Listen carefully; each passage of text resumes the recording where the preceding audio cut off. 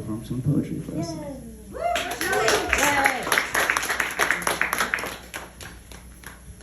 One day he'll put the mic down for me. Today's not that day. I do Next that. one's not looking great either. It's fine. I like that the kids roasted you as hard as I do though. It's good. It's a vibe. How we doing, friends? Good. Are we having fun so far in 2025? Are we enjoying New America? I'm enjoying being the new American Gothic trad wife. I mostly get to trigger a bunch of people in their algorithms. It's great.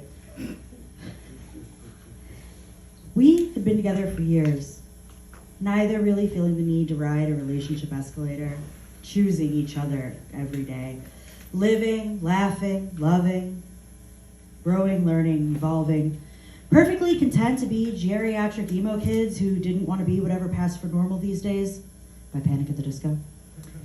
But normal changed overnight, and we had to adjust and adapt so we could overcome. So we got engaged on November 6th, 2024. The engagement didn't last long, though, because there was so much to do and plan and organize, which would, of course, become part of the daily routine in the new normal. Times, it would seem, would really, truly never be precedented again. We exchanged our vows on December 21st because we were on a deadline to get our relationship legitimized before January 20th. A piece of paper, the only shield, protecting our queer, neurodivergent, disabled, underemployed, community-minded selves, putting us on the front line between our people and their politics. From the onslaught we knew we would have to protect against. God, even knowing it was coming, did not prepare for the reality of how relentlessly the Fire Nation was going to attack. 6 weeks to plan, to save our lives and those we love, to deny fascism, defend against the despots who are going to be in charge of the new America, a shotgun wedding. But I can't have children, and I wasn't pregnant. And given the circumstances, it was really more of an Elon Musk wedding. A beautiful Gothic soiree, an afternoon matinee, full of bold color and fashion and self-expression. A Yule-tiful wedding. Gathering our queerly beloved, elevating me to the station of the new American Gothic trad wife. I love my husband. I let them lead me down the right path in the America that we want to live in. I trust their judgments in all things, never questioning them, always deferring to what they think best. Following their sage wisdom, like, no, babe, you can't go to the fundraiser for the Chicago Abortion Fund with wet hair. It's January, for fuck's sake. And when my right to vote becomes something I can only exercise under their watchful eye, choosing only the candidates that they approve of, ensuring that our ballots match, showing the powers that be that we are in full lockstep in all things, I trust that my husband will come to me and say, hey babe, has the Girl I Guess guy dropped yet? It is a privilege to have the ability to pass as a couple that they would perceive as straight. It is a joy to throw my bullshit into the tradwife tags on the internet, to fuck up their algorithm, to show that there is another way, to show these other women that there are options for them to take care for community on a micro and macro level, to feel like there is something tangible that can be done even in small ways, to be my husband's truest shield maiden, to live in this new America, to be this Gothic couple, to become this traditional wife, to hold the line as long as we can, to distract the opposition, to earn my place on their watch lists, to malicious compliance so hard that it upsets Nazis, to choose this person and have them choose me, to know that no number of executive orders will change how we feel about each other or those we're connected to, or make us exist any less. I simply choose to exist louder for myself, my husband, and for those who cannot be as loud.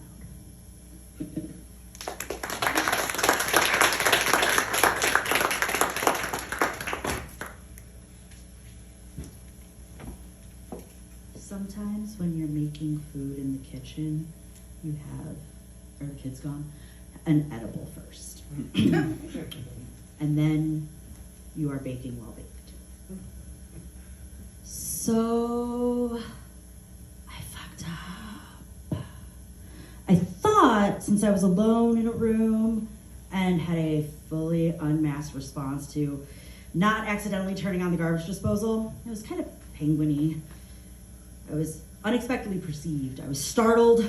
I realized that my body does not like being surprised, which got me to a nonsense place in the thought waves where they wash one right into the other because my brain seems to think that they're connected. And it feels very profound or wise or esoteric or whatever. But as soon as I get galaxy brained about something, I realize that I've just remixed the same shit that people have been saying for years. Like, I literally turned the golden rule into a 78,000 word essay that nobody asked for or wants to read, just because I felt smooth about how I phrased it for 2 seconds. And I gave the "I'm gonna turn the vacuum on" notice, not because I was worried that anyone would be mad that I interrupted their game, which you just lost, or whatever, or that they thought that I was having a tantrum about not playing, but because I would like it if people would consider how helpful it might be to give me a heads up about shit like that sometimes. And I realized that 90% of me being dramatic is also 90% someone else just being a dick. So, cool. Just don't be a dick. Be nice to people. Like how you would want them to be nice to... Fuck. I just reverse engineered the golden rule by adding words. So the wave came, and it was like, pick a brain cell, bestie. There's a loop I got stuck in. No wonder I burn people out. No wonder I am burnt out. Do you think I am insufferable? Because you at least don't have to be me. And I'm doing it again, and this isn't a notebook. It's actually just a text message, babe. And Bo Burnham already beat us to this, but he was right about the Oreos and pussy thing. And that's on steering yourself out of the spiral zone by deflecting. And what is it about kitchens? Like, no man is ever gonna be able to bother me with a go back to the kitchen joke, because that is honestly the last place you want me, I swear to God. You cannot let me that close to a power source. And it's not exclusive to kitchens. It also applies to forests and theaters, and that should be a warning.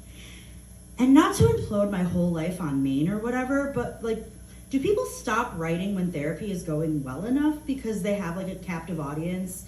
So it's like you somehow cured your imposter syndrome, but only for like 50 minutes a week, because you're microdosing not being a fake. Oh shit, I just solved therapy. I graduated.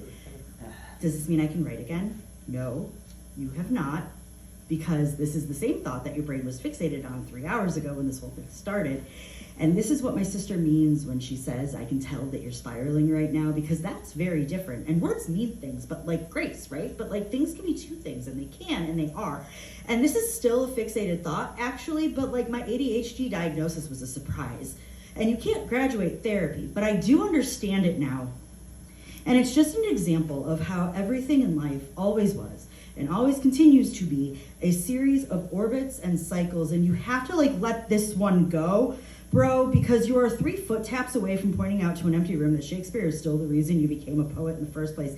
And God had to nerf you, because if you had ever been able to get that dual PhD, you never would have been able to get to where you are now. So all of the loops in your brain are also just orbits and cycles, and that's why they come in loops. So like, shh, the banana bread's done. Yeah.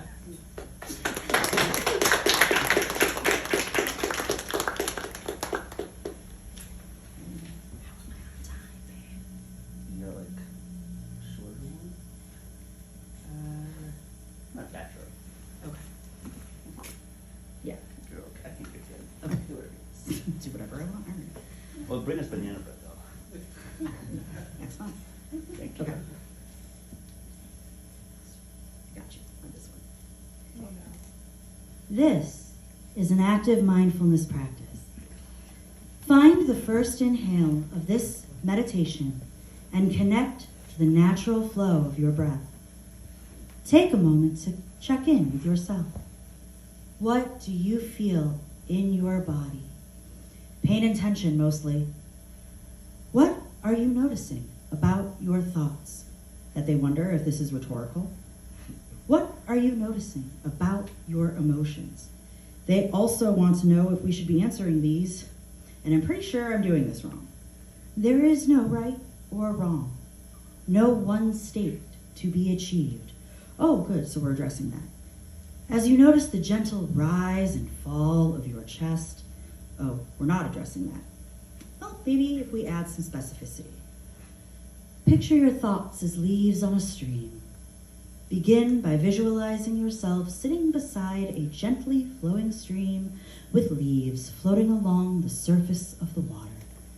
Just notice the sights, sounds, and smells around you while watching the leaves float along the stream. Wait, hang on. What does this place look like? Notice any thoughts that enter your mind. For the next few moments, take each thought that enters your mind and place it on a leaf. Let the thoughts that come to you be a leaf that floats away. Wait, what season is it? What kind of leaves? Where is the world building? As you focus on your breath, try to acknowledge whatever feelings or sensations arise. Gain awareness of your body as you breathe in and out. One of those thoughts was an excellent opener for a poem that I haven't written yet. Return to the present moment. I can't, not now, I'm in my mind palace. There's a half-formed forest with a stream and some number of undefined trees and a vaguely identifiable leaf situation in a place that my body is desperately trying to swim after a thought that I may never get to have again. Notice how it feels where the soles of your feet are making contact with the ground. The literal ground here in the room, or like the earth near the water in this theoretical stream, because I haven't finished figuring out those pieces yet. Be mindful. Very mindful. Rather suddenly, mind you. This was supposed to help me feel better. They wanted you to be present, not prepared. Which makes a lot of sense, actually. Later that day, my journal would say, I need to work harder on being prepared for being present. I remain unclear on if that should be the takeaway.